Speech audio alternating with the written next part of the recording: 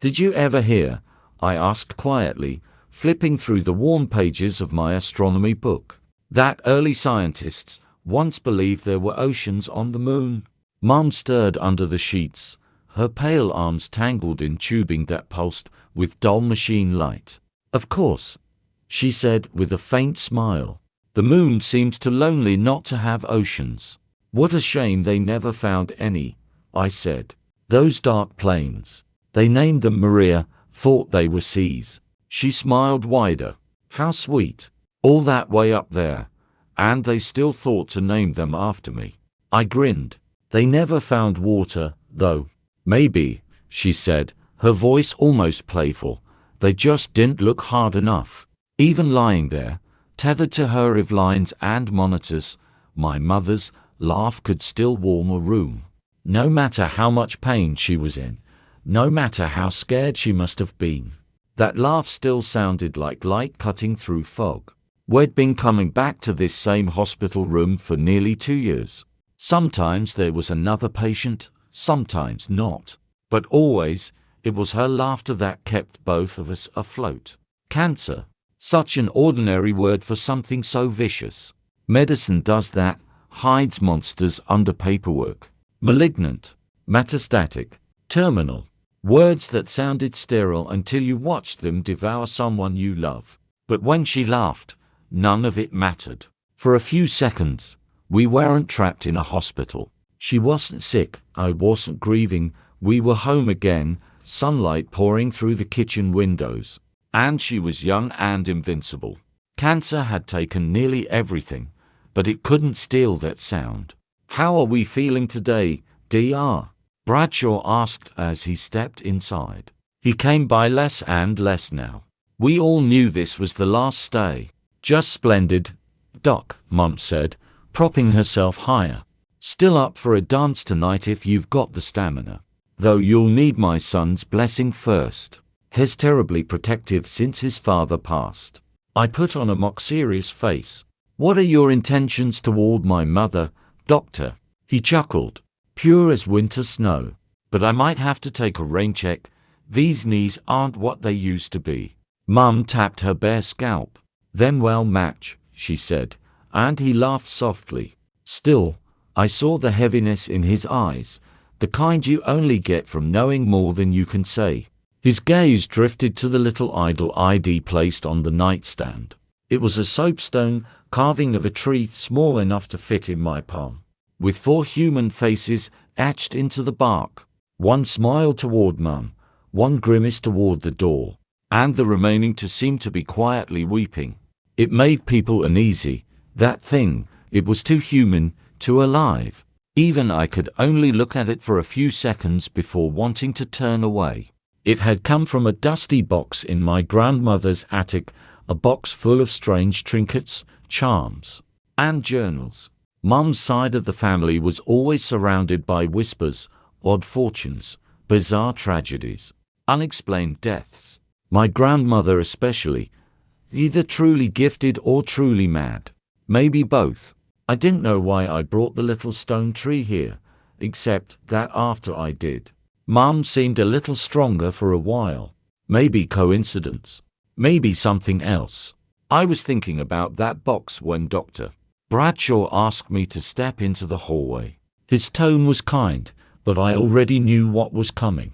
The hallway smelled faintly of disinfectant and birthday cake. Someone must celebrated something earlier. It was strange what your brain clings to when your heart is breaking. I'm sorry, Brian, he said gently. The new scans came this morning. It's spreading fast. We've done everything we can. My mouth went dry. There's nothing experimental, no new treatment. He shook his head. Sometimes there's just nothing left to fight with. She's been remarkably strong. But now we focus on comfort. How long? I managed to ask. He hesitated. Days, maybe. Have you thought about hospice? The smell of ammonia. The steady beep of her monitor. I forced myself to stay grounded to think. If medicine had run out of miracles, maybe something older had it.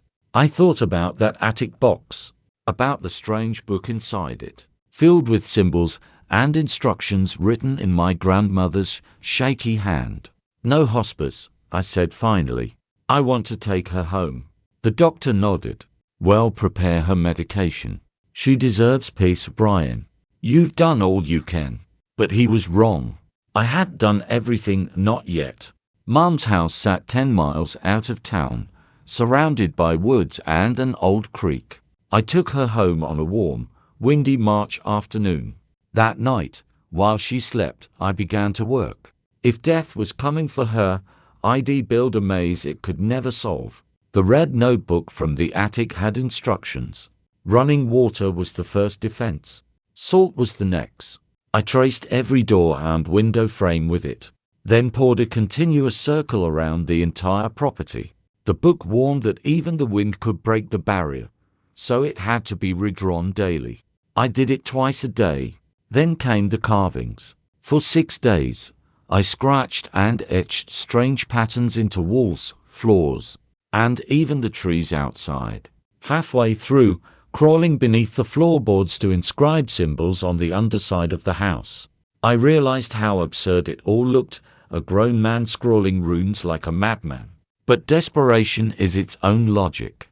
Every time I saw Mum grow weaker, I carved faster. By the time I finished, every inch of the house felt alive with marks. The yard was enormous, 3 acres fading into forest. As a kid, I'd loved how wild it was, how the line between backyard and wilderness blurred. I used to imagine the woods went on forever.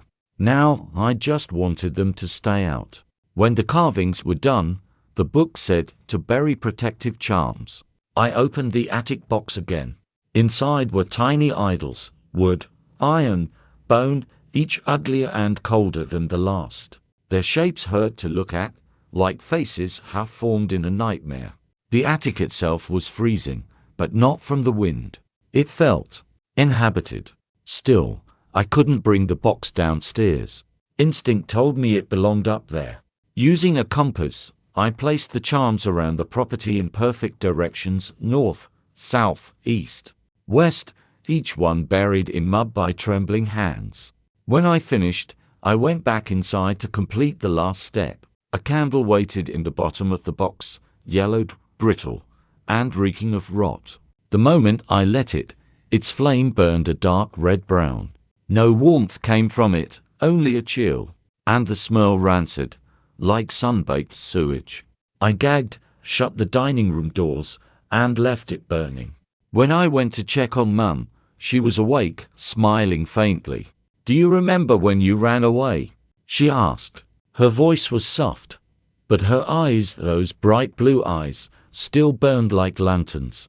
"I didn't make it far," I said. "I got lost near the creek." "You said you were joining the circus," she chuckled. "Wanted to be a lion tamer and a strong man, all in one."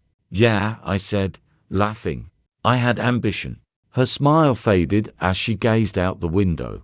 "I've never been more afraid in my life. That night, I thought I'd lost you. When I found you shivering in those woods, I don't think I stopped holding you for hours." "I was scared too," I said quietly. She reached for my hand, her skin fragile as paper. "Now, I've been thinking about that fear again. About dying." "Don't," I said quickly. "You're not dying. Not yet. It's okay," she whispered. "I'm scared, yes, but I'm also at peace. I got to be your mother. That's more life than I ever hoped for." I smiled through tears. "You're not leaving me yet," I told her silently. The first signs came the next day. Doors I'd locked at night were open in the morning. Food spoiled within hours of coming home. The television flickered on and off by itself. The clocks all stopped at 3:03 a.m. Every night, shadows gathered in corners that didn't have light. I'd stare at them until they melted away, but only when I blinked. There were knocks, scratches, whispers in the walls. Sometimes, stepping into an empty room, I'd feel certain someone had just left. The candle never went out.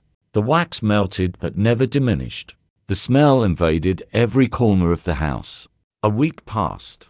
Then too, sleep stopped visiting. I started hearing laughter through the vents, sobbing through the floorboards.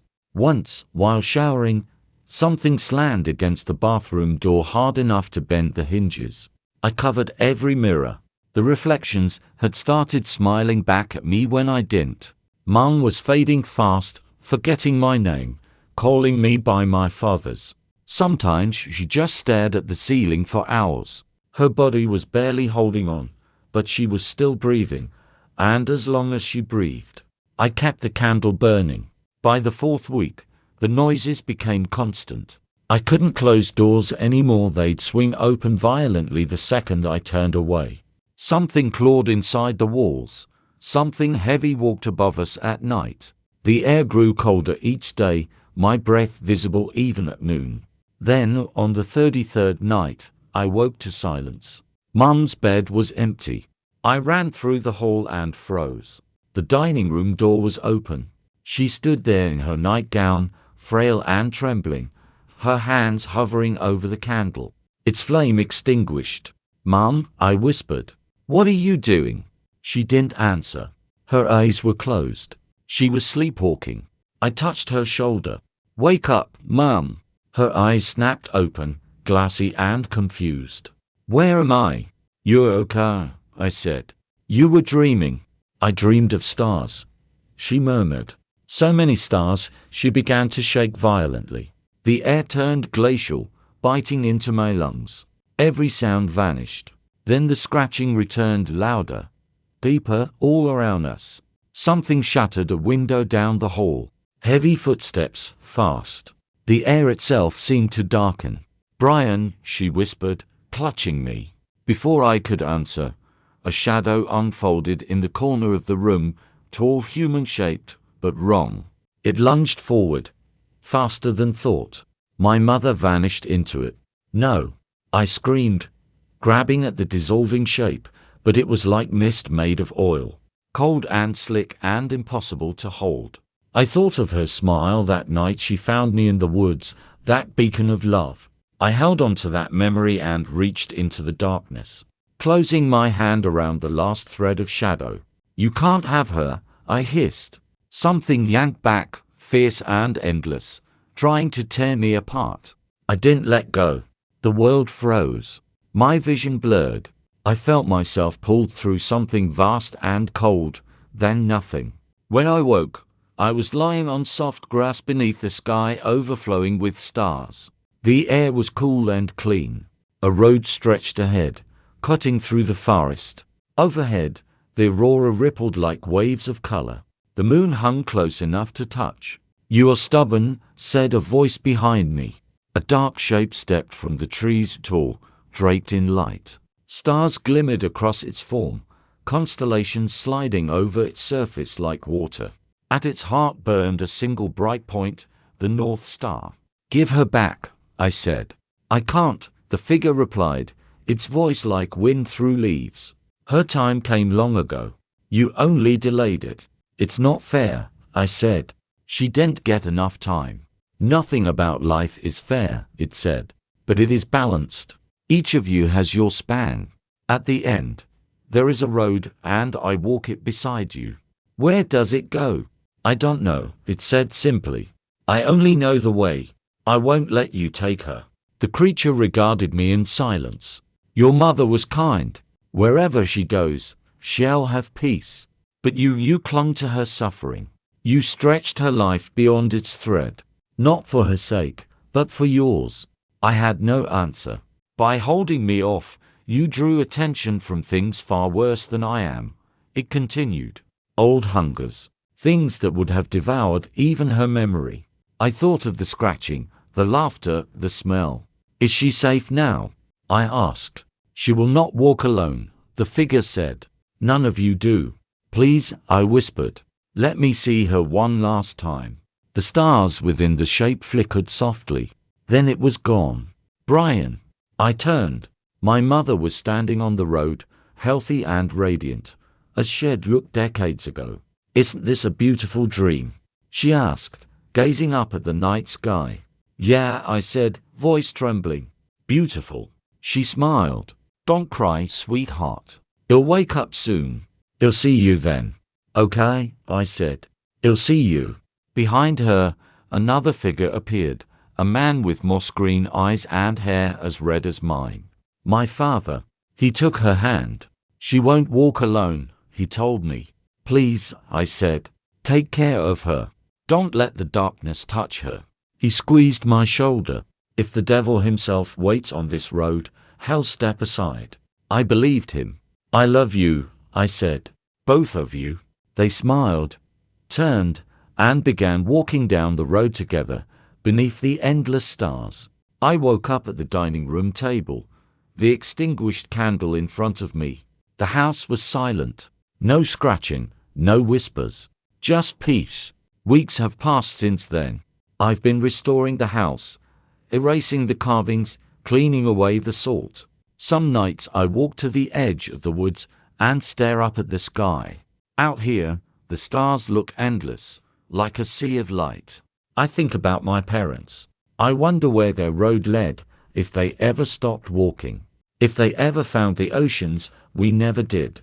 And on those nights when the moon is full, I look up and whisper to it, because I know there's at least one ocean up there, one Maria, shining back at me.